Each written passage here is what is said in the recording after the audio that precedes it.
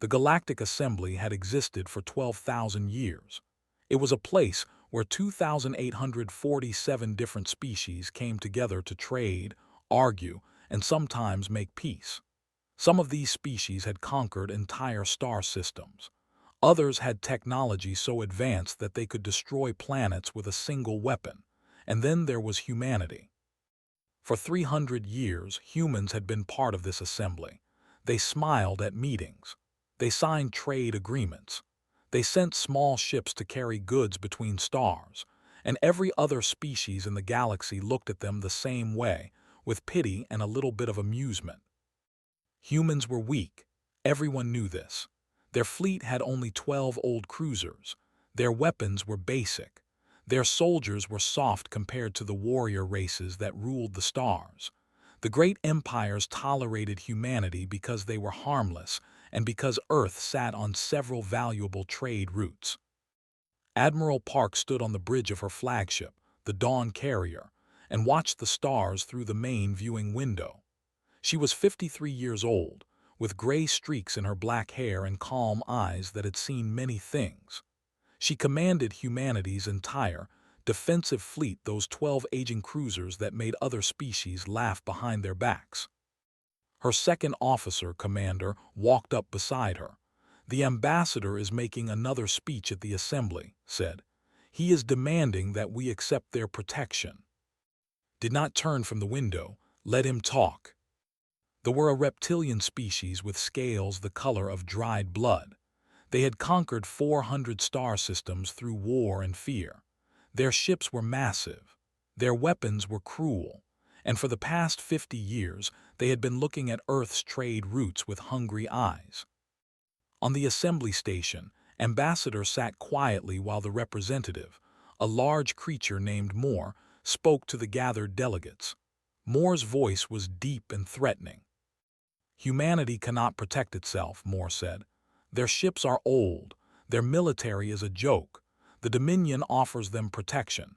In exchange, we will control their trade routes and station our fleets in their system. This is generous. This is fair."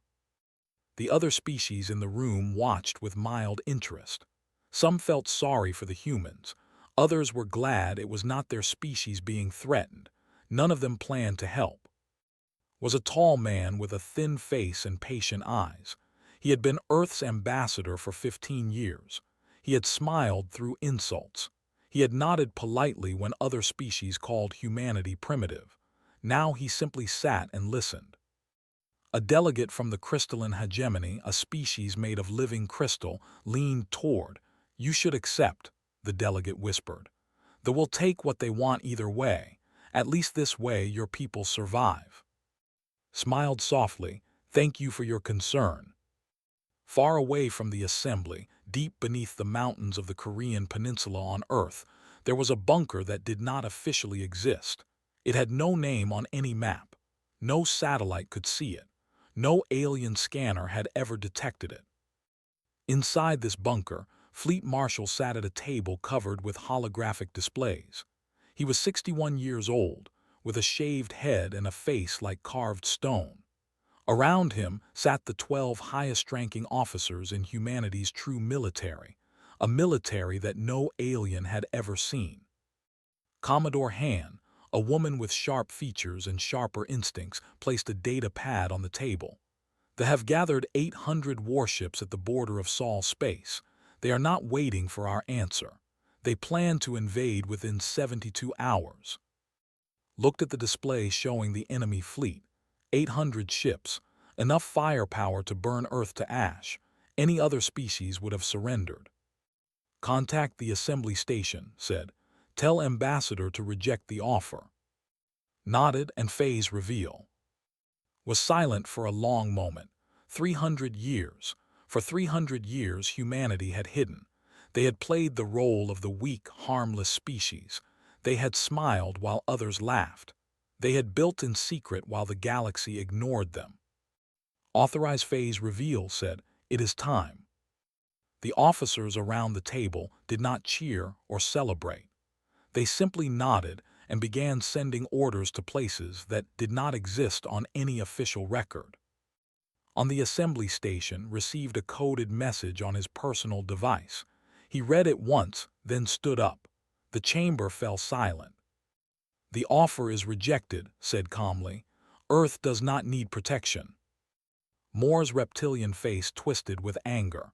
"Then you choose destruction. The Dominion fleet will enter your system and we will take everything. Your planet will burn. Your species will serve us as slaves. This is your final chance." Looked at the ambassador with an expression that no one in the chamber had ever seen on a human face. It was not fear. It was not desperation. It was something that looked almost like amusement. "You are welcome to try," said. Moore stormed out of the chamber. The other delegates whispered among themselves. The humans had gone mad. They were choosing extinction over submission. It was tragic but not surprising. Weak species often made foolish decisions when faced with their end. Only knew the truth. Only he understood what was coming. On Earth, in cities and towns and villages across every continent, normal life continued. Children went to school. Workers went to their jobs. Families ate dinner together. None of them knew that their species had just declared defiance against the most aggressive empire in the galaxy. But beneath the surface, under the oceans, inside mountains, buried in deserts, something was waking up.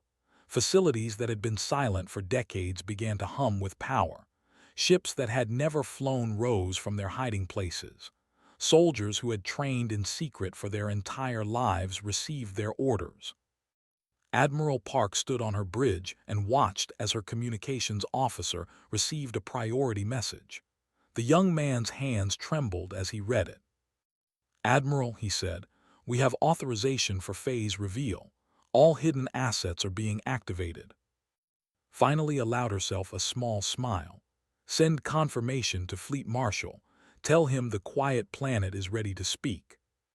Across the solar system, in the asteroid belt that floated between Mars and Jupiter, thousands of rocks began to move. They were not rocks at all. They were ships, massive warships covered in stone and dust, hidden in plain sight for 300 years. On the dark side of Earth's moon, hatches opened in the gray surface. More ships rose into the blackness of space. Near Saturn's rings, platforms that had looked like natural ice formations activated their engines. They were weapons platforms, each one carrying enough firepower to destroy a small fleet. And this was only the beginning. They had 800 ships. They thought this made them strong. They thought 800 ships would be enough to crush the weak humans and take their little planet. They had no idea what was coming. In his bunker, watched the reports flow in. Hidden bases across the solar system were coming online. The true fleet, the fleet that humanity had built in secret over 3 centuries, was preparing for its first real battle. 47,000 warships, 15 million soldiers, weapons that the galaxy had never imagined. The quiet planet had never been quiet. It had been patient. It had been waiting. And now, finally, it was ready to show the galaxy what humanity really was. Looked at the image of the approaching fleet on his display. 800 ships, flying toward Saul with confidence and hunger. "Let them come," he said softly. "Let them learn." The invasion fleet entered the Sol system like a storm of metal and fire. 800 warships, each one bristling with weapons, each one crewed by soldiers who had conquered dozens of worlds. At their head flew the flagship of War Commander, a vessel so massive that it blocked out stars as it moved. Stood on his command bridge and looked at the small blue planet in the distance. Earth, home of the weak humans. In a few hours it would belong to the Dominion. The humans would serve as slaves and their precious trade routes would flow with goods. "Scan for enemy vessels," ordered. His sensor officer, a young with nervous eyes, checked his screens. "Commander, I detect 12 human ships near the 4th planet. They appear to be old cruiser-class vessels. No threat." Laughed a deep rumbling sound. 12 ships. They send 12 ships against 800. These humans are more foolish than I thought." The fleet continued forward. They passed the outer planets without incident. They approached the asteroid belt, that ring of rocks floating between the fourth and fifth planets. It was here that the first strange thing happened. "Commander," the sensor officer said, his voice suddenly uncertain, "I am detecting movement in the asteroid belt." "Asteroids move, that is normal." "No, Commander, large-scale movement, coordinated movement." The officer's scales turned pale. "Commander, the asteroids they are not asteroids." On the bridge of her flagship, Admiral Park watched the fleet approach.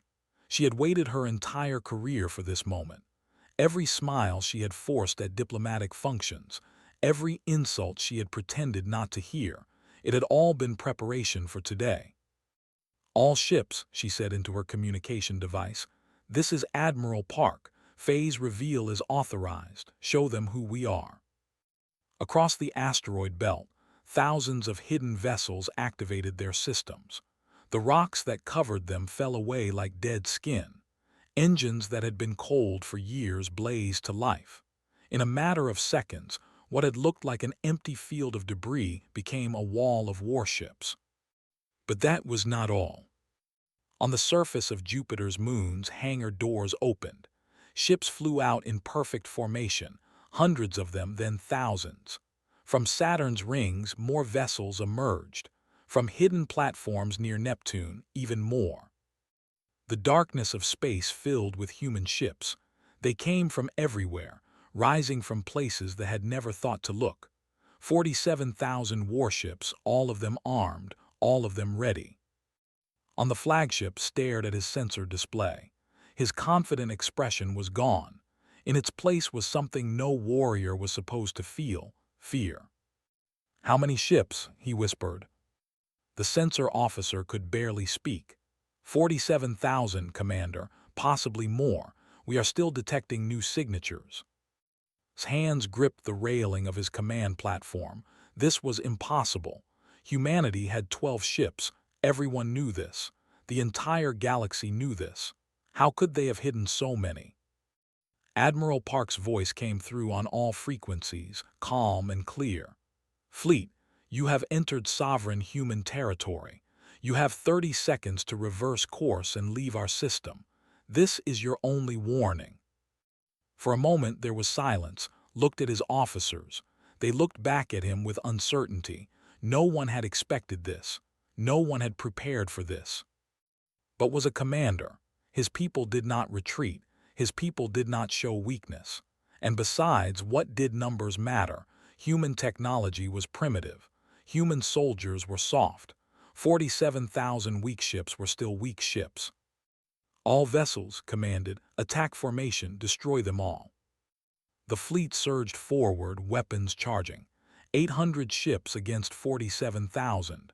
It should have been a slaughter, and it was, just not the way expected.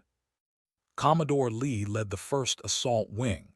He was 38 years old, with steady hands and eyes that could track a target across any distance.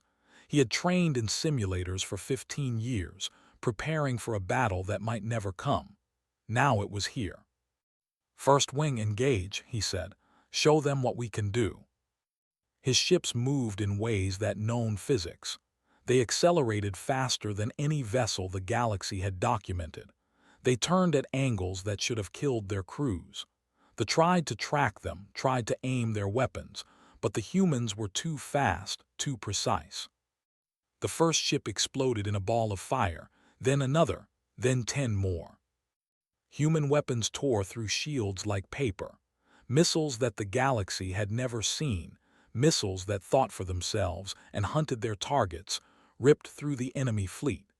Energy beams that burned hotter than stars cut vessels in half. Watched in horror as his fleet died around him. Ships he had commanded for decades, crews he had known since childhood, all of them burning and breaking and falling silent. "Return fire," he screamed. "Concentrate all weapons on their flagship." They tried. They aimed everything they had at Admiral Park's ship, but human point defense systems shot down every missile before it could hit. Human shields absorbed energy beams without failing. The Dawn carrier sailed through the battle untouched, like a shark swimming through a school of panicked fish. Vice Admiral commanded the second wave. Her ships came from below the plane of battle, striking the fleet from an angle they had not protected. More explosions, more dying ships. Commander Shin led a squadron of fast attack craft directly into the center of the enemy formation. They moved so quickly that sensors could not track them. They destroyed 12 ships in 30 seconds and escaped without a scratch. On the assembly station, far from the battle, representatives of every species in the galaxy watched the live feeds with disbelief. They were supposed to win. The humans were supposed to die. That was how the universe worked. The strong crushed the weak. But the humans were not weak. They had never been weak. They had only pretended. Ambassador sat in his seat and watched the battle calmly. Around him, aliens whispered and pointed and stared at him with new eyes. He said nothing. There was nothing to say. The ships spoke for themselves. The battle lasted 11 minutes. When it was over, 794 ships were destroyed or disabled. The remaining 6 had surrendered when their weapons failed and their shields collapsed. Human losses: 3 vessels damaged, 0 destroyed. Its flagship was one of the ships that survived, barely. It drifted in space, engines dead, weapons silent. The great war commander sat in his broken bridge and stared at the human fleet that surrounded him. He had conquered 20 worlds. He had destroyed species that had existed for millions of years. He had believed himself invincible. Now he understood the truth. He was nothing. The Dominion was nothing. Against humanity, they had never had a chance. Admiral Park contacted the flagship one final time. "War Commander, your fleet is destroyed. Your invasion has failed. You will return to space and deliver a message to your leaders." His voice was hollow. "What message?" "Tell them that humanity is done pretending. Tell them that we see everything, we know everything, and we have prepared for everything. Tell them that if any ship ever enters human space again, we will not stop at defending ourselves. We will come to you and we will end your empire." The communication ended. The surviving ships limped away, carrying their wounded and their shame. Captain transmitted humanity's first official response to the Galactic Assembly. "We do not seek conquest, but we will not be conquered." Across the galaxy, species that had ignored humanity for 300 years suddenly paid attention. Intelligence agencies that had never bothered to study Earth began working frantically to learn the truth. Leaders who had laughed at human diplomats now spoke in worried whispers. How had humanity hidden so much power? How long had they been preparing? And the most terrifying question of all, what else were they hiding? In his bunker on Earth, Fleet Marshal received the battle reports. Total victory, minimal losses, the broken, everything had gone according to plan. Commodore Hen stood beside him. "The galaxy will want answers," she said. Nodded, "They will get them, but only the answers we choose to give." The mask had fallen. The quiet planet had revealed its voice, and the galaxy would never look at humanity the same way again. The Galactic Assembly had never seen a session like this one. Every seat was filled. Every species that could send a representative had sent one. Some had sent entire delegations. The great hall buzzed with whispered conversations in 100 different languages. They had all seen the battle recordings. They had all watched the fleet, 800 of the most powerful warships in the galaxy, be destroyed in 11 minutes. Now they wanted answers. They wanted to know how the weak little humans had hidden so much power. They wanted to know what it meant for the future. Ambassador walked to the central speaking platform. He moved slowly, calmly, as if he had all the time in the universe. The whispers died. The alien eyes followed him. When he reached the platform, he stood in silence for a moment, looking out at the gathered representatives. Reptilian, crystalline hegemony members, swarm delegates, gas being, predators and prey, conquerors and survivors, all of them waiting for him to speak. You have questions, said. His voice was quiet but carried through the entire chamber. I will answer some of them, not all. Humanity does not owe the galaxy an explanation, but we choose to give one because we want you to understand. A delegate stood up. He was not more. That ambassador had disappeared after the battle, probably hiding from his angry leaders. This was a younger with fear in his eyes. You deceived us, the said. For 300 years you pretended to be weak. You made us believe you were prey. This is a violation of galactic trust. Smiled slightly. Trust. That is an interesting word. Tell me, delegate, when has the Dominion ever trusted anyone? When has your empire ever treated a weaker species with fairness or respect? The had no answer. Humanity entered this galaxy 3 centuries ago, continued. We came in peace. We wanted to trade, to learn, to be part of the greater community of intelligent life. Do you know what we found? He paused, letting the silence build. We found empires that crushed anything weaker than themselves. We found species enslaved, worlds burned, civilizations erased. We found a galaxy where being weak meant being destroyed. So we made a decision. We would not be weak, but we would not be conquerors either. We would hide our strength until we needed it. A delegate from the crystalline hegemony raised a limb that served as an arm. The hegemony was one of the oldest powers in the galaxy, cold, calculating beings made of living crystal. How did you hide so much? The crystal being asked. Our sensors observed your system for centuries. We detected only 12 ships. Because that is what we wanted you to detect, said. Every piece of technology we showed the galaxy was designed to look primitive. Every ship we flew in public was built to appear weak. Our true technology, our true power, was developed in secret, hidden from all scans and observations. The crystal being's form flickered with what might have been irritation. That level of deception requires incredible discipline, incredible planning.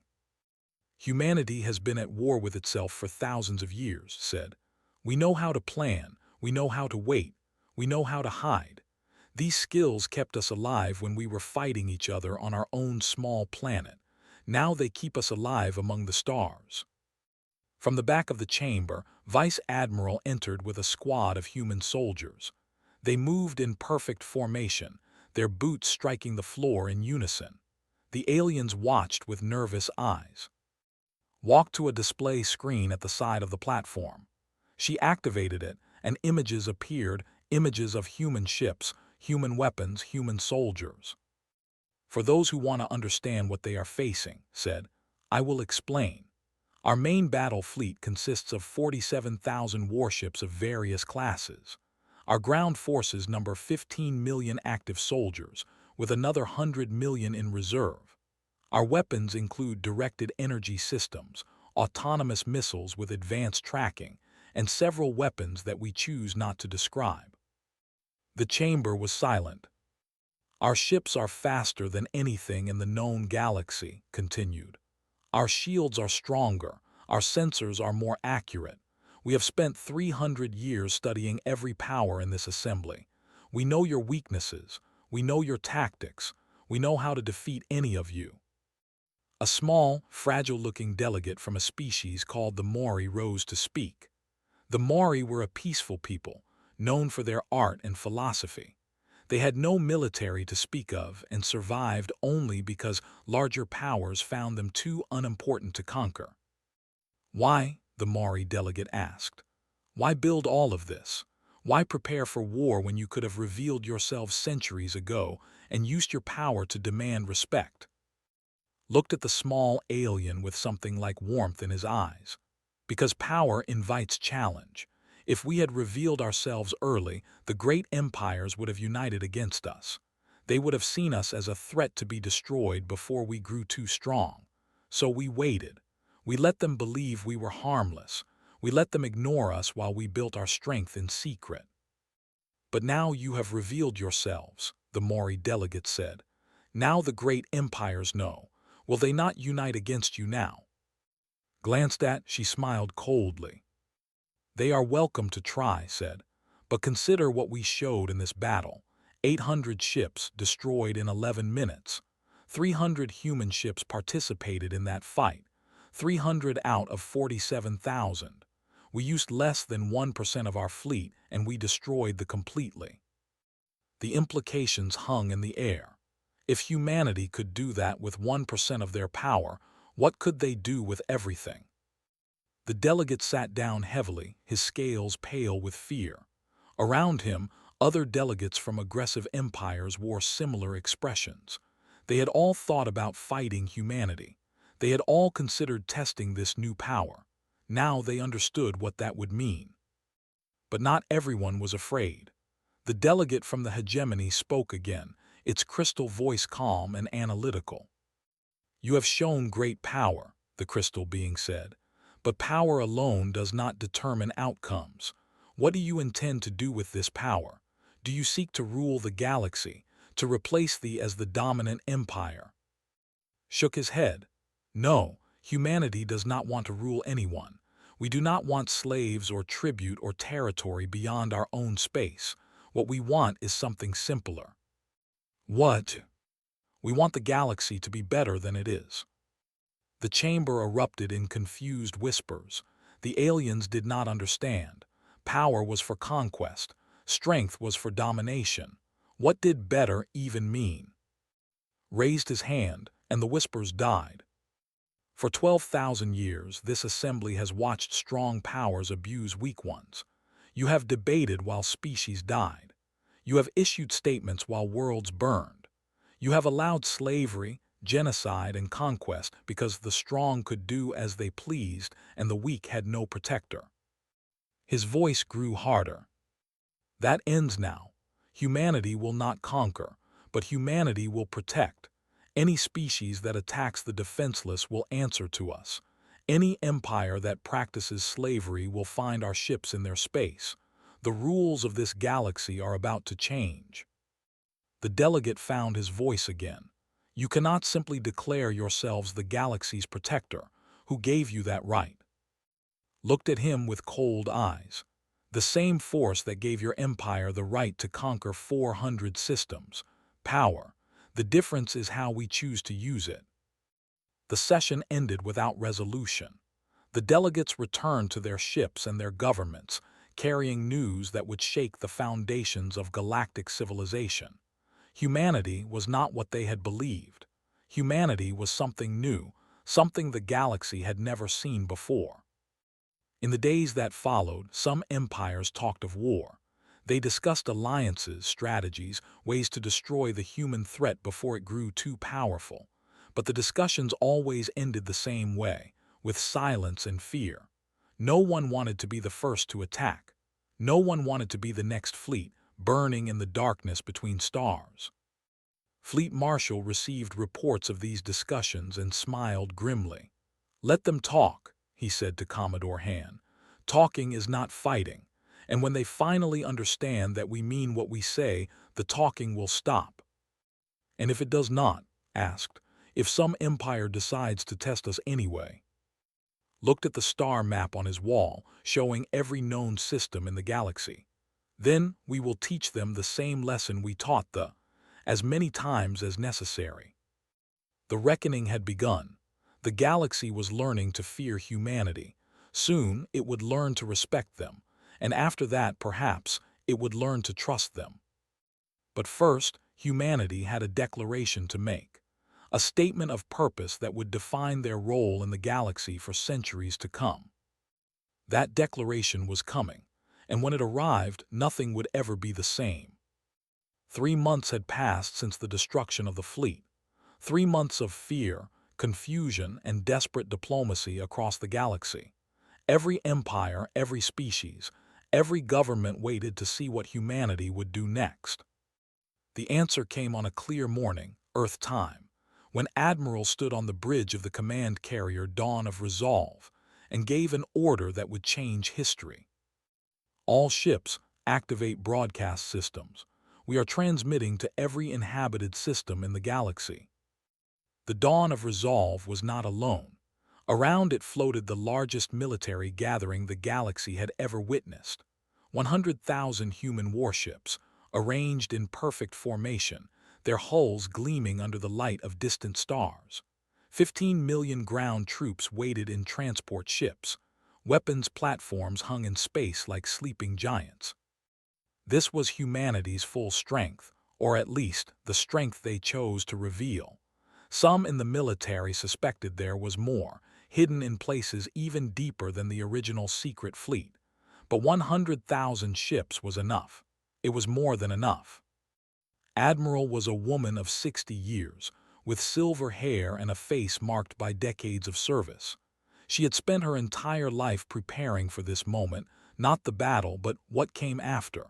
The declaration. "Citizens of the galaxy," she began, her voice broadcasting across light years through technology that most species did not understand. "Humanity addresses you directly for the first time in our history. Listen carefully. What we say today will affect every world, every species, every being who lives among the stars.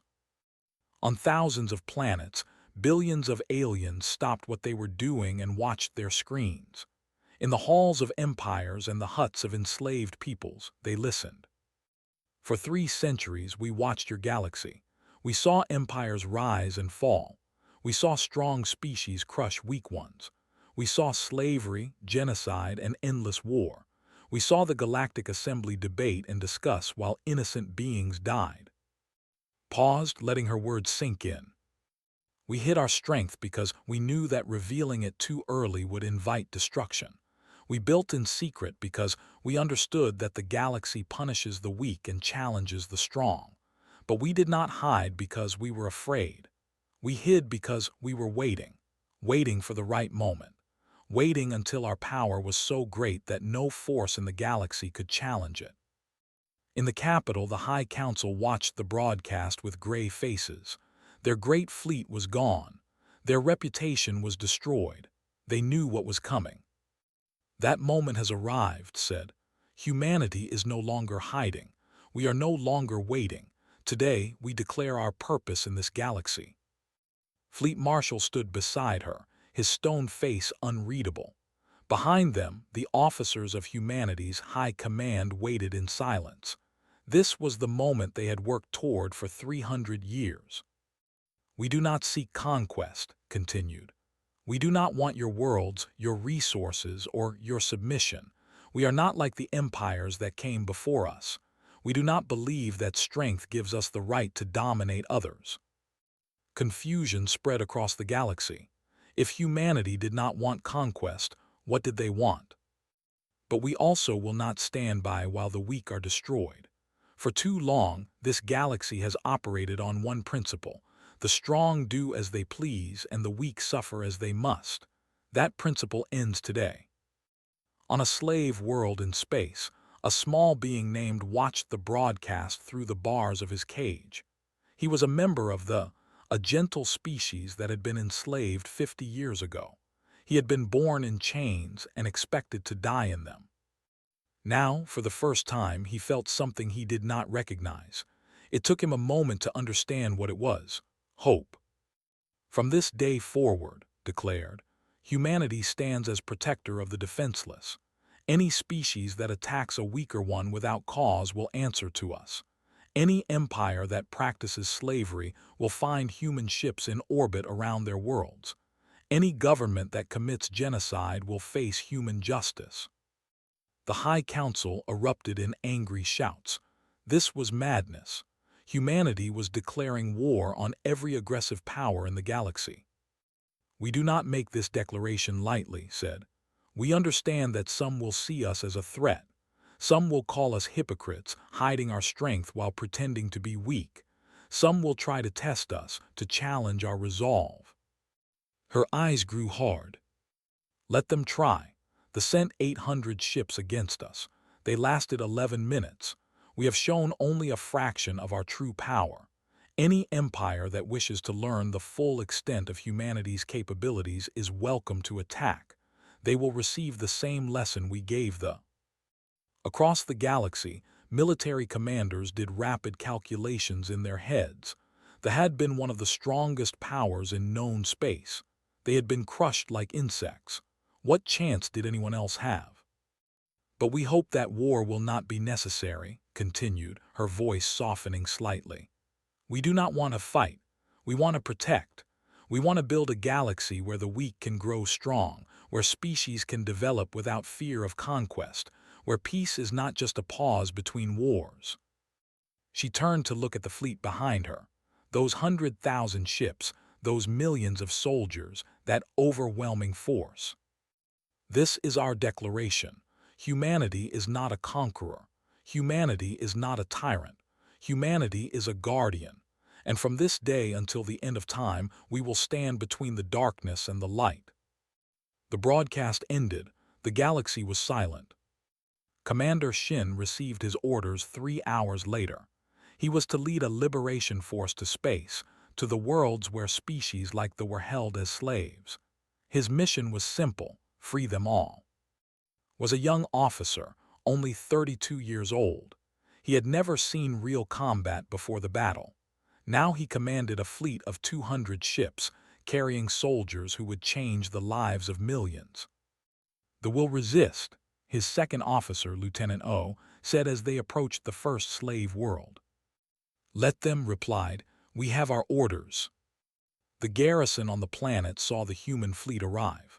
They prepared their defenses, ready to fight. But when they saw how many ships were coming, when they calculated the odds, most of them simply put down their weapons and surrendered. The ones who did not surrender were dealt with quickly. Human soldiers moved through the slave compounds like a cleansing wind, breaking chains, opening cages, telling the shocked slaves that they were free. The slave stood in the sunlight for the first time in his life without a chain around his neck. He looked up at the human soldier who had freed him, a tall woman with kind eyes and a weapon that could destroy buildings. "Why?" asked, his voice trembling. "We have nothing to offer you, we are nothing. Why would you come to save us?" The soldier, Sergeant, knelt down to look him in the eyes. "We do not help because you are useful," she said gently. "We help because it is right." Did not understand. In his entire life, no one had ever helped him for any reason except profit. The idea that someone would travel across the stars, fight battles, risk death, just because it was right, was beyond his comprehension. But he saw the truth in the soldier's eyes. She meant it. Humanity meant it. Across space, the liberations continued. 17 species, enslaved for generations, felt freedom for the first time. Human engineers helped them rebuild their shattered worlds. Human doctors treated their sick and wounded. Human teachers showed their children how to read and write. And human soldiers stood guard, making sure that no one would ever enslave them again. The galaxy watched in amazement. This was not how power worked. The strong took from the weak. That was the law of nature. But humanity was breaking that law. They were using their strength not to dominate, but to protect. Some species began to hope that the galaxy might actually change. Others remained skeptical, waiting for humanity to reveal its true, selfish motives. And some, the aggressive empires, the slavers, the conquerors, began to plan resistance. They would test humanity's resolve.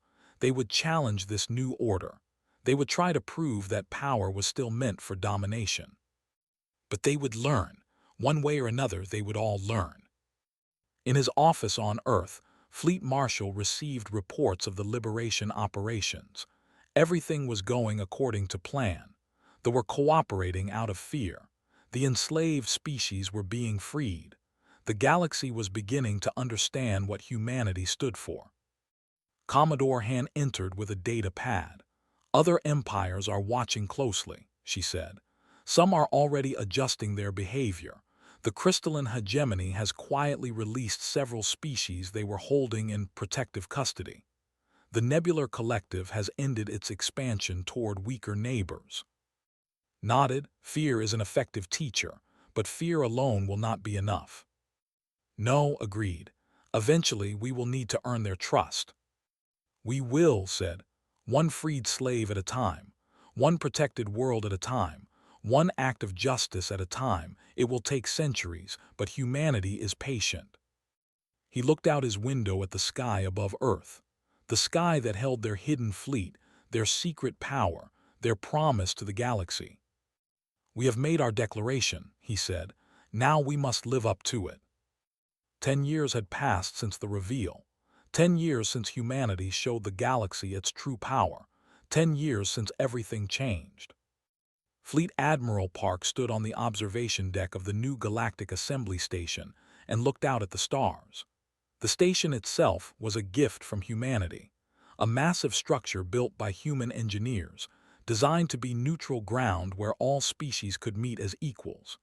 It orbited a star at the exact center of known space, visible from 1,000 worlds. She was 73 years old now, her hair completely white, her face lined with the weight of command. But her eyes were still sharp, still watchful, still ready. Lieutenant O, her aide, approached with a data pad. "Admiral, we have a situation. The Empire is massing ships near the system." Park did not look concerned. "The system, is that not where the resettled after their liberation?" "Yes, Admiral, the claim the system belongs to them. They say they are trespassing." Park remembered the small slave she had seen in the liberation reports years ago. He had become a leader among his people, guiding them as they built a new civilization on a world where they could finally live free. The idea of the trying to take that away from them made her feel cold and hard inside. "Send the Third Fleet," she said. "Remind the who protects the—" "Yes, Admiral." It was a scene that had played out many times over the past decade. Some empire would grow bold. They would test humanity's resolve, probing the edges of the new order, wondering if the humans really meant what they said. And every time humanity responded, not with threats or negotiations, but with ships. Hundreds of ships, arriving in perfect formation, weapons charged and ready. Most of the time, the aggressive power backed down immediately. They had all seen the recordings from the war. They knew what human weapons could do. The smart ones retreated the moment human ships appeared. The ones who were not smart learned the hard way. 3 minor wars had been fought in the past decade. All 3 had ended the same way: quick, decisive human victories, followed by enforced peace treaties that stripped the aggressor of their military power for a generation. The galaxy was learning. Slowly, painfully, it was learning. Ambassador had retired 5 years ago, but his words were carved into monuments on 100 worlds. Species that had been slaves now lived free and taught their children about the humans who had saved them. Worlds that had been conquered were independent again, rebuilding their cultures and their futures. Not everything was perfect. Some species resented humanity's power, even as they benefited from its protection. Underground movements whispered about human tyranny, about the danger of trusting any single species with so much strength. And there were still dark corners of the galaxy where slavery continued in secret, where the old ways survived despite humanity's efforts. But the overall change was undeniable. Trade flourished without the threat of piracy. Weak species could build colonies without fearing conquest. For the first time in galactic history, strength was not automatically rewarded and weakness was not automatically punished. Commodore Lee, the hero of the war, now commanded the Second Fleet.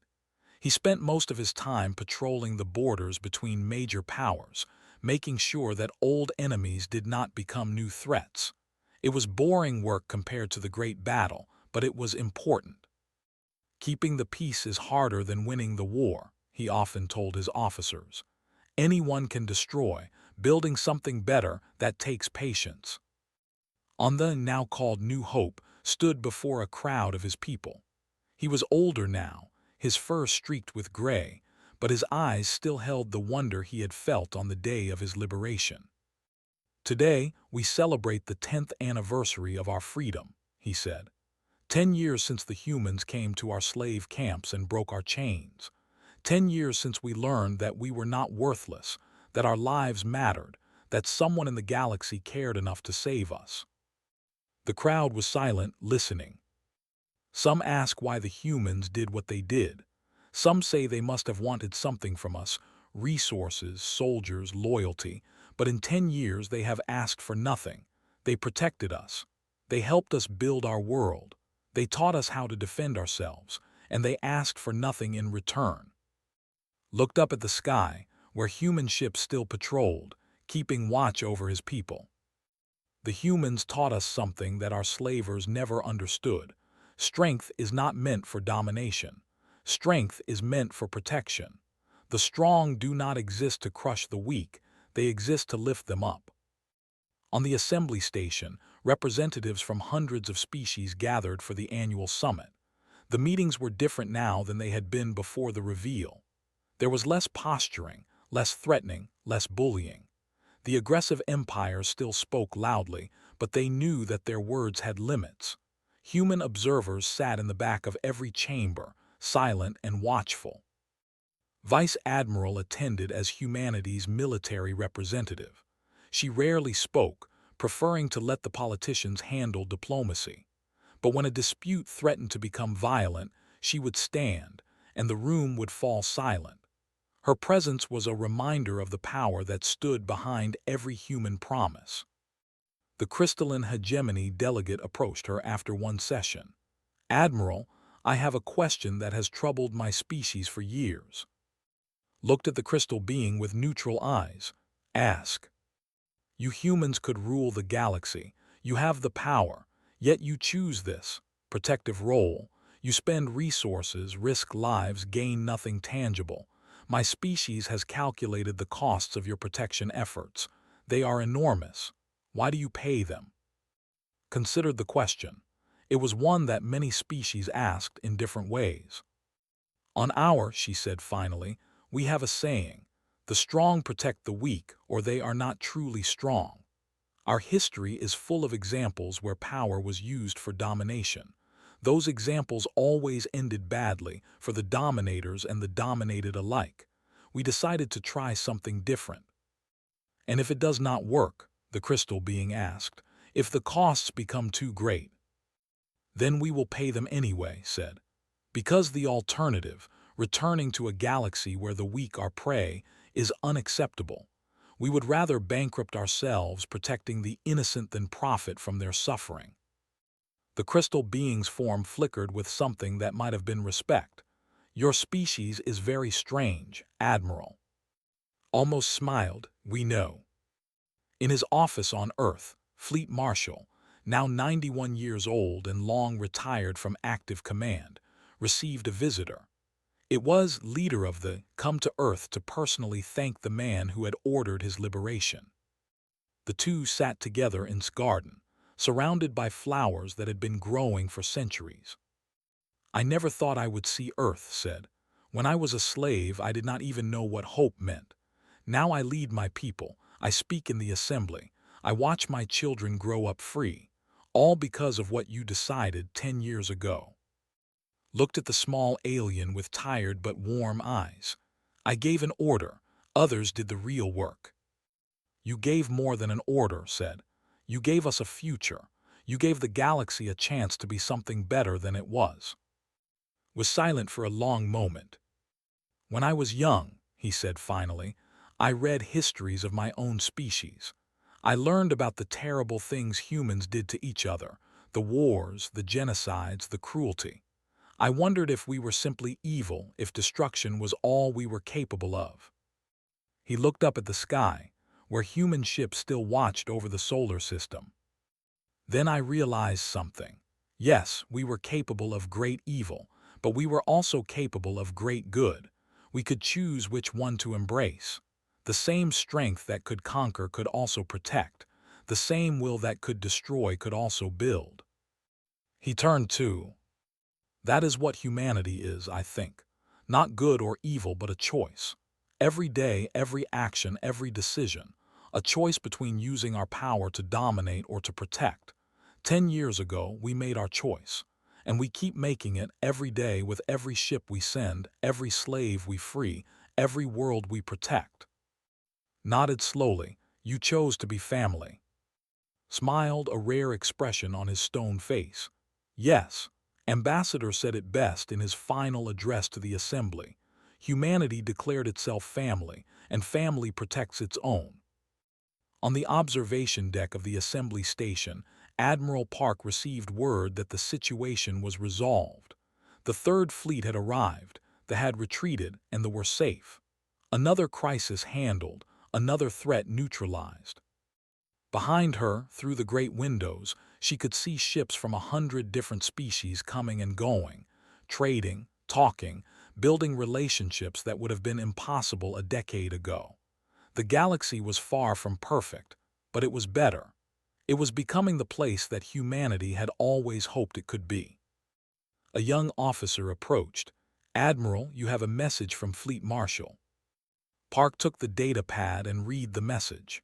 It was short, just a few words from the old man who had started it all. "The work continues. Thank you for carrying it forward." She looked out at the stars, billions of them, each one a sun, each one potentially circled by worlds full of life. So much to protect, so much to build, so much to do.